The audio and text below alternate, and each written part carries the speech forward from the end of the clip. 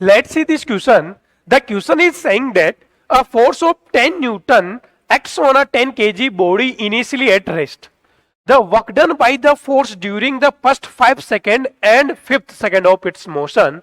तो पहले अगर हम कंसेप्ट की बात करें इस क्वेश्चन में, तो हमसे पूछा गया है work done in first 5 second. तो फॉर्मूला अगर हम वर्क डन की बात करें तो वर्क डन का formula work done by constant force दे रखा है, बाई कांस्टेंट फोर्स. तो सिंपल सा एक ही फॉर्मूला पढ़ा था, work done equal to force dot displacement F S. Clear, force dot displacement. आसान है.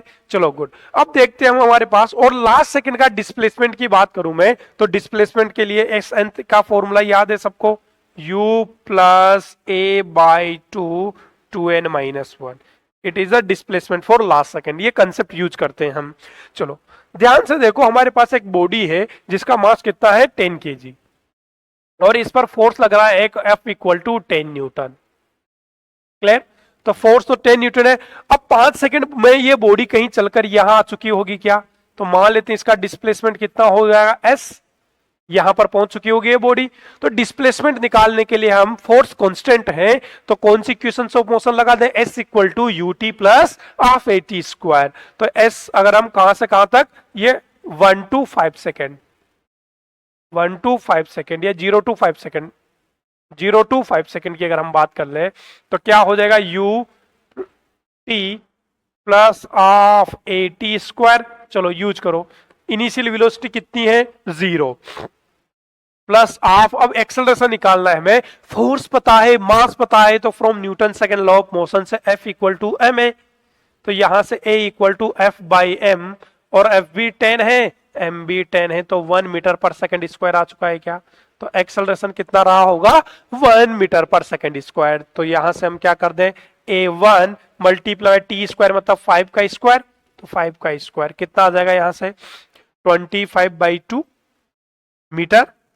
अब वर्क डन, अब मुझे क्या पूछा गया वर्क डन, तो वर्क डन का फॉर्मूला क्या पढ़ा अभी हमने, work done equal to F dot S. तो फोर्स इज 10 और डिस्प्लेसमेंट कितना दिया है हमारे पास, डिस्प्लेसमेंट 25/2, तो कितना आ जाएगा 125 जूल. आसान.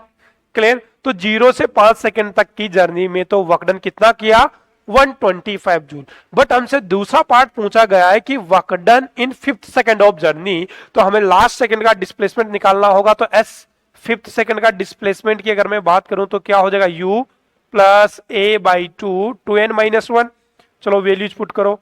a 0, a की वैल्यू 1/2 मल्टीप्लाई 2, n की वैल्यू 5 माइनस 1, 9/2 मीटर आ गया क्या. तो हमारे पास डिस्प्लेसमेंट 9/2 मीटर, ये कौन से सेकंड का है, लास्ट सेकंड का डिस्प्लेसमेंट है. तो वर्क डन का फॉर्मूला सिंपल सा F डॉट S. तो फोर्स तो अभी भी वही है 10 न्यूटन, पर डिस्प्लेसमेंट कितना 9/2 या फिर 5 मतलब 45 जूल. क्लियर. तो कौन सा ऑप्शन दिख रहा है तुम्हें, तो पहले 125 जूल और 45 जूल.